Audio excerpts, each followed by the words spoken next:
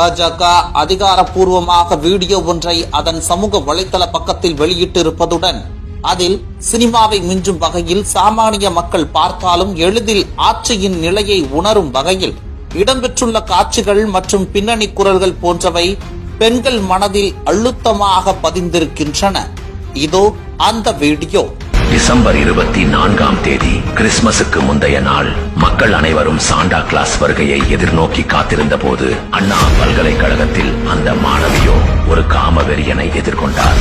திமுகவை சேர்ந்த அந்த காமவெறியன் அந்த பெண்ணை தனிமைப்படுத்தி மிரட்டி அவரது வாழ்க்கையை சிதைத்தான். இந்த காமவெறியன் திமுக காரன் என தெரிய வந்தவுடன் திமுக அமைச்சர்கள் அவனுக்கும் திமுகவிற்கும் எந்த சம்பந்தமும் இல்லை என ஊடகங்கள் மூலம் மக்களை நம்ப வைக்க முயற்சித்தனர். ஞானசேகரனுக்கும் எங்களுக்கும் எந்த விதமான தொடர்பும் இல்லை என்பதை சென்னை மாநகராட்சியில் கைது செய்யப்பட்டவர் நிச்சயமா சொல்றேன், உறுதியாக சொல்றேன், திமுக உறுப்பினர் இல்லை. ஆனால் இந்த காமவெறியன் ஞானசேகரன் திமுகவில் மிகவும் செல்வாக்கு மிக்க நபர், அதுவும் சுகாதாரத்துறை அமைச்சருக்கு மிகவும் நெருக்கமானவன்.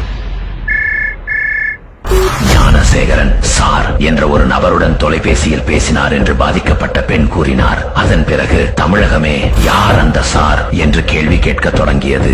யார் அந்த சார் என்று விமர்சனத்திற்கு யார் அந்த சார், யார் அந்த சார், யார் அந்த சார். இந்த பிரச்சனையில் இருந்து தனது கட்சியையும் பதவியையும் காப்பாற்றிக் கொள்ள மிக பெரிய நாடகத்தை அரங்கேற்றினார் முதல்வர். சென்னை காவல் ஆணையர் முதல் திமுக எம்பி கனிமொழி வரை சார் என்ற நபர் யாரும் இல்லை என்று கூறி உண்மையான குற்றவாளியை மறைக்கவும் அவரை காப்பாற்றவும் முயற்சித்தனர். பேசும்பொழுது சார்னு சொன்ன மாதிரி நிறைய பேர் குறிப்பிடுறாங்க. அது நடக்கல, அது அவன் பொய்யா சொன்னது. அக்கரன்ஸ் நடக்கும்போது அவன் அந்த போனை ஏரோப்ளேன் மோட்ல தான் போட்டு வச்சிருக்கான். விசாரித்துக் கொண்டிருக்கிறார்கள். விசாரணையிலே அது வெளிப்படலாம் அல்லது அப்படி ஒரு நபர் இல்லை என்றும் தெரிய வரலாம்.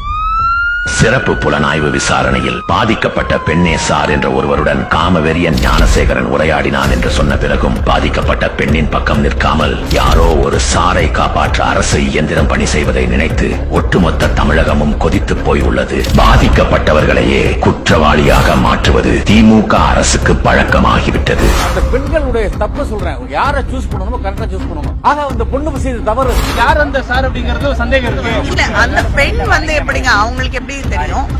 அந்த பெண் எப்படிங்க அவங்களுக்கு எப்படி தெரியும்?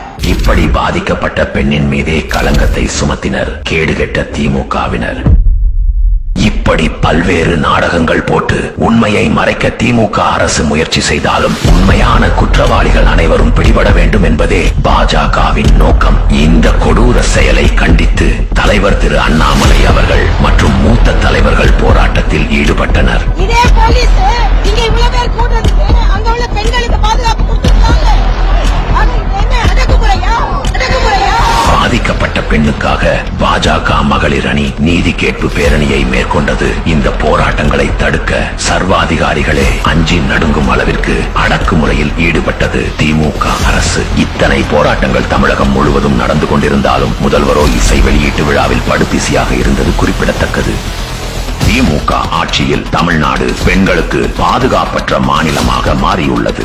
ஆளும் கட்சி நிர்வாகிகளால் தொடர்ந்து பெண்கள் தாக்கப்படுவதும் பாலியல் கொடுமைக்கு ஆளாக்கப்படுவதும் தொடர்கதையாகி வருகிறது. விருதுநகர் பாலியல் வழக்கில் கைதான திமுக பிரமுகர்களை சிறுமியை பாலியல் வன்கொடுமை செய்து கொன்ற திமுக முன்னாள் எம்எல்ஏவுக்கு பெண் காவலருக்கு திமுக நிர்வாகிகள் இருவர் பாலியல் தொல்லை அளித்த விவகாரம். பாலியல் தொல்லை கொடுத்த திமுக நிர்வாகியை கைது செய்ய கோரி பாலியல் வன்கொடுமை செய்த திமுக பிரமுகர்கள் உட்பட ஆயிரம் கனவுகளோடு நம் பெண் பிள்ளைகள் சுதந்திரமாக வலம் வர நினைக்கையில் இந்த கொடூர எண்ணம் கொண்ட அரக்கர்கள் நம் பெண் பிள்ளைகளின் வாழ்க்கையையே சிதைத்து விடுகின்றனர். பெண்களுக்கு எதிரான குற்றங்கள் இரும்பு கரம் கொண்டு தடுக்கப்படும். இப்படி தேர்தலின் போது நாடகம் போட்ட முதல்வரோ நம் பெண்களுக்கு எதிராக நடக்கும் கொடூரங்களை கட்டுப்படுத்த எந்த நடவடிக்கையும் மேற்கொள்ளவில்லை. சட்டம் ஒழுங்கு என்னுடைய நேரடி கண்காணிப்பில் இருக்கும். முதல்வரின் கட்டுப்பாட்டில் இருக்கும் காவல்துறையினரோ புகார் கொடுக்க வந்த பாதிக்கப்பட்ட மக்களை நிர்வாணமாக்கி அடித்து உதைத்து புகாரை வாங்க மறுக்கின்றனர். இப்படி குற்றவாளிகளை காப்பாற்ற போராடும் இந்த ஓநாய்கள் அனைவரும் காமவெறியன் ஞானசேகரனை விட மிக கொடியவர்கள். பெண்களை வேட்டையாடும் செந்நிற கழுதை புலிகளுக்கும் அவர்களை பாதுகாக்க துடிக்கும் ஓநாய்களுக்கும் 2026 முடிவு கட்டுவோம்.